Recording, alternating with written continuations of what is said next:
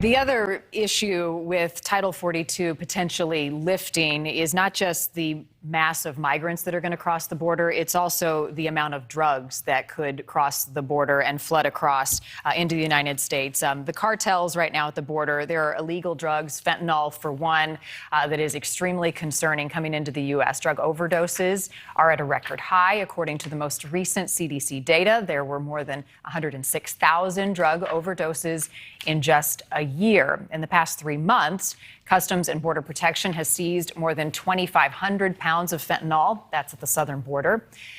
Matt Capelouto is the father who lost his daughter to fentanyl when she took what she was told was an oxycodone pill. And he says combating the flood of fentanyl in our communities means focusing in part on the border. You think we need to be focusing on a number of areas, Matt, and we'll get to those. First of all, thank you for being on with us tonight, and I'm very sorry about what happened to Alexandra.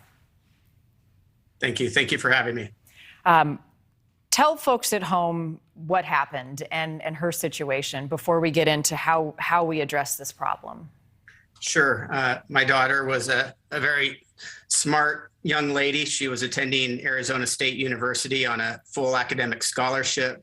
Back in 2019, she was at home here in California on winter break, Christmas vacation. And a couple nights before Christmas, she went on social media in search of oxycodone. My daughter did suffer from depression and anxiety that had been diagnosed early on in her early teenage years. And I think in an effort to self-medicate, she looked for this drug. She found a drug dealer on Snapchat who represented his product as oxycodone. And that's what she purchased from him. And she took one of these pills before going to bed, and actually half. She took half a pill and died within just a few minutes because it was a counterfeit pill simply made of a lethal dose of fentanyl. And something I want to point out, leading into the broadcast, her death was described as a overdose. I want to clear that up. We need the media's help with this. We need the media to start using the term poisoned, because my daughter was poisoned. You know, an overdose is when you take too much of a drug. How do you take too much of one, let alone half? Besides the fact the drug that she purchased was misrepresented to her. Had it been oxycodone, she's alive today. Right. She didn't know what she was taking. One thing that you're doing, Matt, you've been working with State Senator Melissa Melendez on some proposed new legislation that would make it easier to charge the drug dealers with murder in fentanyl-related cases. What's the status of your efforts to hold them accountable? Well, let me tie in the border a little bit with this issue as well. I want to make it clear, and I support securing our borders, but there is already enough fentanyl in the United States to cause a magnitude of death for decades to come. In my county alone here, last year, they seized enough fentanyl to kill every man, woman, and child in the United States. And realize this, I commend law enforcement for seizing every bit that they can. But the truth is they only seize a fraction of what actually makes it in.